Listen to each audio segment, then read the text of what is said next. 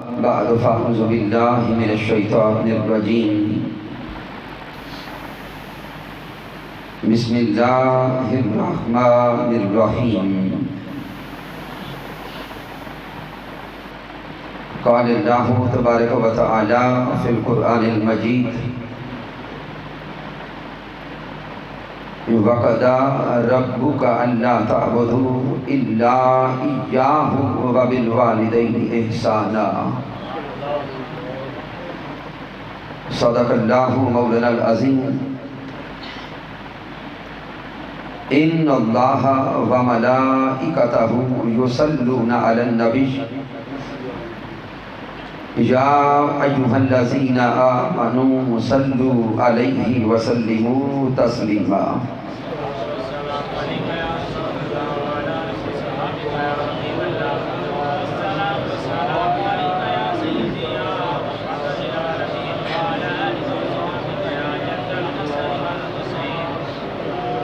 اللہ رب العزت کے توفیق سے اور تاجدار کائنات صلی اللہ علیہ وآلہ وسلم کے نعلین پاک کے تصدق سے ہم جناب محترم ماسٹر خضر حیات صاحب کے والد محترم آپ کے اصال ثواب کے لیے قرآن شریف کی اس بابرکت محفل پاک میں حاضر ہیں۔ دعا کرتے ہیں رب کائنات اس محفل پاک کے تصدق سے مرحوم کو جنت میں اعلیٰ مقام عطا فرمائے۔ سامعین محترم، چونکہ دعا کا وقت قریب ہے اس لیے تفصیلی گفتگو کا وقت تو نہیں ہے، لیکن چونکہ ایک باپ کے وصال کا وقت ہے اور آئیے قرآن و حدیث کی روشنی میں مختصراً دیکھیں کہ والدین کا مقام و مرتبہ اللہ اور اس کے رسول کی نگاہ میں کیا ہے۔ اللہ رب العزت نے ارشاد فرمایا وَقَضَى رَبُّكَ أَلَّا تَعْبُدُوا إِلَّا إِيَّاهُ وَبِالْوَالِدَيْنِ إِحْسَانًا۔ رب کائنات فرما رہا ہے کہ اللہ کا تمہارے لیے حکم یہ ہے کہ عبادت فقط اللہ کی کرو، سجدے صرف اللہ کے لیے، بندگی فقط اللہ کے لیے، وَبِالْوَالِدَيْنِ إِحْسَانًا، اور ساتھ رب کائنات فرماتا ہے کہ اپنے والدین کے ساتھ احسان کرو۔ ایکو کم کر دیں، بیس بڑا ہے۔ تو سامعین قرآن مجید کے مختلف مقامات کو دیکھیں، کہیں اللہ رب العزت نے اپنی عبادت کے ساتھ جوڑ کر والدین کے حسن سلوک کو بیان کیا، کہیں اللہ رب العزت نے جب شرک کی نفی فرمائی تو شرک کی نفی کے ساتھ جوڑ کر حسن سلوک والدین کو بیان کیا، کہیں رب کائنات نے جب اپنے شکر کو بیان کیا انشکر لی والی والدیک، رب کائنات فرماتا ہے کہ میرا شکر ادا کرو اور اپنے والدین کا شکر ادا کرو۔ تو سامعین قرآن مجید کے یہ مقامات ہمیں پیغام دیتے ہیں کہ رب کائنات کو سب سے پہلے بات کرتا ہے، وہ اپنے حق کی بات کرتا ہے کہ انسان پر اگر سب سے پہلے دیکھے تو اللہ کا حق ہے، اور وہ اللہ کا حق کیا ہے کہ سجدے اللہ کے لیے، عبادت اللہ کے لیے، بندگی اللہ کے لیے، انسان اپنی گریہ ازاری کرے رب کی بارگاہ میں، رب کی بارگاہ سے زہد لے، تقوی لے، عبادت لے، اس کی بارگاہ سے آشنائی پیدا کرے۔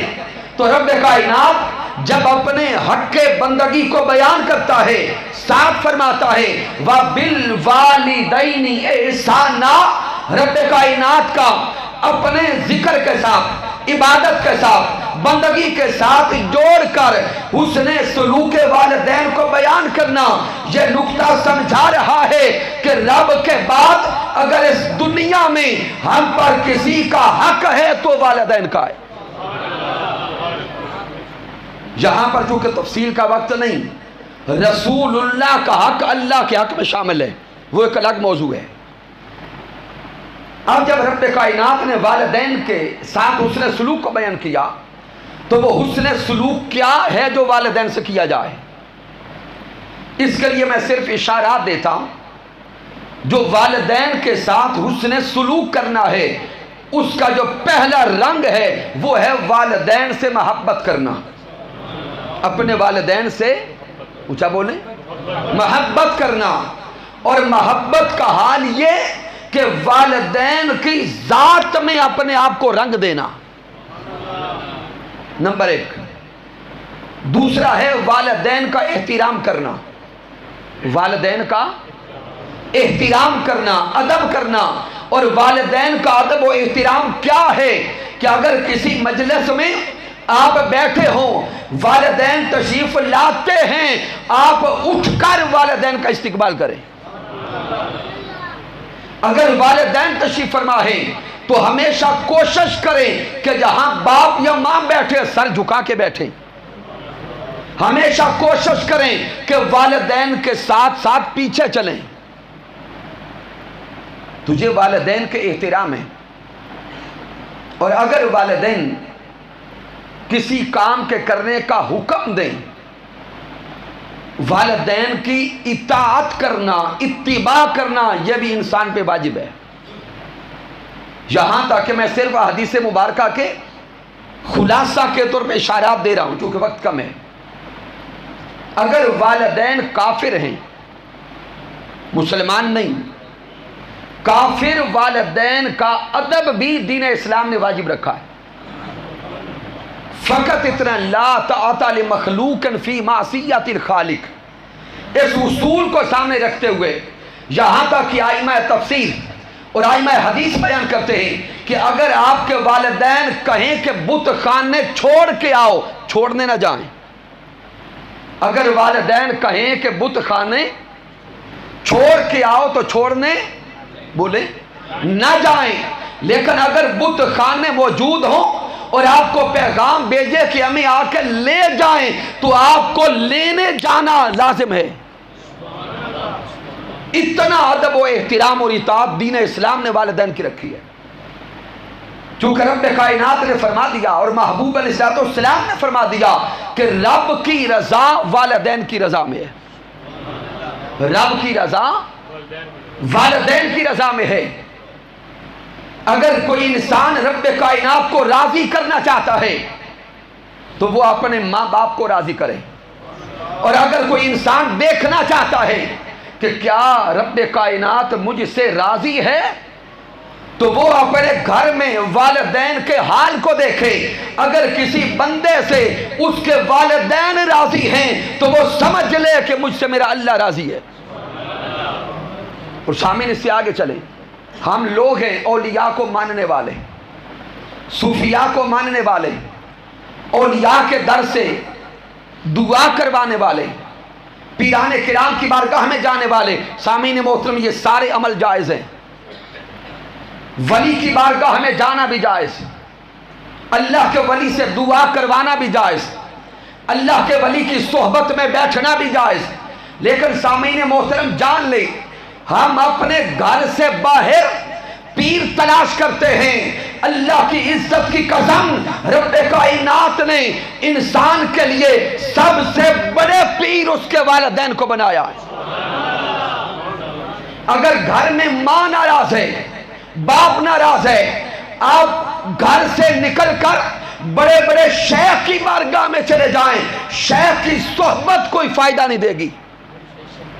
اس لیے مشائخ کی صحبت میں جانے والوں اور پیران کرام کی صحبت اپنانے والوں، یہ سارے عمل جائز ہیں، لیکن اس سے پہلے اپنی ماں کو راضی کر کے جائیں، اپنے باپ کو راضی کر کے جائیں۔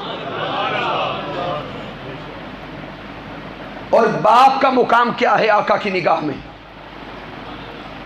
ایک روایت جس کو امام طبرانی نے المعجم الاوسط میں نقل کیا، اس کو بڑی توجہ اور انہماک کے ساتھ سمجھیے گا کہ ایک جوان آقا کی بارگاہ میں اپنے باپ کا کیس لے کے آ گیا۔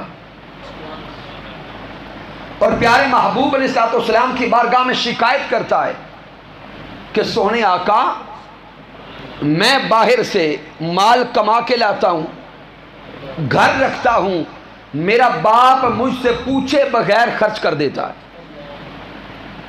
یہ کیس لے کر وہ جوان آقا کی بارگاہ میں آیا۔ آقا علیہ السلام نے اس جوان کے باپ کو پیغام بھیجا کہ حضور کی بارگاہ میں تیرا کیس لگا ہے، آقا بلا رہے ہیں۔ اب بلانے والا جب گیا تو اس نے بتایا کہ آقا علیہ السلام کی بارگاہ میں تیرے بیٹے نے شکایت کی ہے۔ اب جوان اولادیں سوچے کہ وہ جوان جب حضور کی بارگاہ میں شکایت لے کے گیا تو حال کیا ہوگا۔ اور آج کے دور کے جوان اللہ ماشاءاللہ جو ہی جوانی کی سیڑھی پہ قدم رکھتے ہیں والدین کا ادب جاتا رہتا ہے۔ اور آج کے اس معاشرے کا 90% سے زائد گھروں کا المیہ یہ ہے کہ اولادیں نافرمان ہو گئی، اولادیں نافرمان ہو گئی، نہ ماں کا ادب رہا نہ باپ کا ادب رہا۔ اور جو جوان ہو کر کچھ کمانے لگتا ہے، کوئی بولنے لگتا ہے، وہ لوگوں میں بیٹھ کے کہتا ہے ابا جی تسی چپ کر جو بندے گل کر دیں۔ حال یہاں تک آ گیا۔ اب جب میرے آقا علیہ السلام نے اس جوان کے باپ کو بلا بھیجا اور اس جوان کو خبر پہنچی کہ آقا کی بارگاہ میں میرے بیٹے نے شکایت کی ہے، اب وہ باپ اپنے من ہی من میں کچھ سوچنے لگا، کچھ تخیلات بننے لگا، کچھ سوچنے لگا۔ جب وہ اس جوان کا باپ آقا کی بارگاہ میں پہنچا، رب کائنات نے جبرائیل علیہ السلام کو بھیجا محبوب کی بارگاہ میں کہ اے جبرائیل علیہ السلام میرے حبیب کو میرا پیغام پہنچائیں کہ وہ باپ آ رہا ہے اس جوان کا، کیس بعد میں سنیے گا، پہلے اس باپ کو کہیں کہ سارے راستے میں جو سوچتی آئے ہو پہلے وہ بتاؤ۔ اب وہ عرب تھے، شاعری ان کی گٹی میں تھی۔ جب وہ بوڑھا باپ آقا کی بارگاہ میں پہنچا تو میرے محبوب علیہ السلام نے فرمایا کیس پہ بات بعد میں کرتے ہیں، پہلے یہ بتاؤ کہ سارے راستے میں سوچتے کیا رہے ہو۔ اس بوڑھے باپ کے رونگٹے کھڑے ہو گئے۔ وہ کہتے صدقے جاؤں سونے آقا آپ کے رب پر، وہ جملے جو میری زبان سے ابھی تک ادا نہیں ہوئے، وہ جملے جو ابھی تک میرے کانوں نے نہیں سنے، وہ آپ کے رب نے سن لیے۔ اب وہ بوڑھا باپ رو پڑا، اس کی آنکھوں میں آنسو جاری تھے، اس کے جسم پہ لرزہ طاری تھا، اور روتے روتے کہتا ہے حضور میں کیا بتاؤں، میں تو یہ سوچ رہا تھا کہ اے میرے بیٹے کی شکایت کا سنا نا، وہ کہتا ہے میں تو یہ سوچ رہا تھا کہ اے میرے بیٹے جب تیری ہمارے گھر امید لگی تو ہمارے گھر کا حال بدل گیا، ہمارے گھر کی کیفیات بدل گئی، جب تو دنیا میں آیا تو ہمارا کھانا آدھا ہو گیا، ہمارے ذہن تیری طرف لگ گئے، تو بیمار ہوتا تو ہمیں سونا جاگنا بھول جاتا، تجھے بھوک لگتی تو ہمیں اپنا کھانا بھول جاتا، تجھ پہ دھوپ آتی تو ہمیں اپنے لیے سائے بھول جاتے، تو دکھ میں ہوتا تو مجھے اپنے دکھ بھول جاتے، تو بچہ تھا میں جوان تھا، میں نے محنت کر کر کے تجھے پالا ہے، میں تیرے لیے محنت کرتا رہا، میں تیرے لیے مزدوری کرتا رہا، میں تیرے لیے دیہڑیاں لگاتا رہا، الفاظ یہ ہے کہ میں تیرے لیے تگاریاں اٹھا کر مزدوری کر کے محنت کر کے رزق لاتا رہا، یہاں تک کہ میری کمر جھکتی گئی تو جوان ہوتا گیا، میں بوڑھا ہوتا گیا تو جوان ہوتا گیا، میری عمر ڈھلتی گئی تیری عمر اٹھتی گئی، میرا جسم کمزور ہوتا گیا تیرا جسم قوت پاتا گیا۔ اے میرے بیٹے جب میرے جسم سے توانائی بھی ختم ہو گئی، قوت بھی ختم ہو گئی، چلنا پھرنا ختم ہو گیا، کمانا ختم ہو گیا اور تو جوان ہو گیا، تو اے بیٹے اب تو میرے ساتھ دنیا کا حساب کرتا ہے؟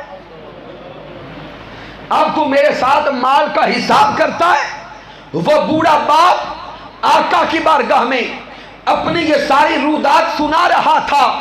جب اس بوڑھے باپ نے اپنی رودات سنا کر آنکھیں کھول کے پیارے محبوب کو دیکھا تو تاجدار کائنات تاحوزاری کر رہے تھے، آقا کی آنکھوں میں آنسو تھے، آقا روتے جا رہے تھے، آقا کی آنکھیں چھما چھم برس رہی تھی۔ وہ بوڑھا باپ اپنی بات سنا کے خاموش ہوتا ہے، آقا پہ ایک کیفیت طاری ہے۔ میرے سونے مصطفیٰ اس جوان کو فرماتے ہیں، اے جوان سن لے، انتا و مالک لابیک، ارے تو اور تیرا مال اس باپ کی ملکیت ہے، تیرا مالک بھی تیرا باپ ہے، تیرے مال کا مالک بھی تیرا باپ ہے۔ آقا علیہ السلام نے تو یہ پیغام دیا، لیکن آئیے ہم اپنے آپ کو دیکھیں، اپنے معاشرے کو دیکھیں، اپنی زندگی کے احوال کو دیکھیں اور دیکھتے ہوئے خدا را آئیے اپنی زندگی کو بدلیں، زندگی کے احوال کو بدلیں، اپنے والدین کے ساتھ چمٹ کے رہیں، والدین کے ساتھ جڑ کے رہیں۔ اللہ کی عزت کی قسم، جنت چاہتے ہیں تو والدین کی خدمت کریں۔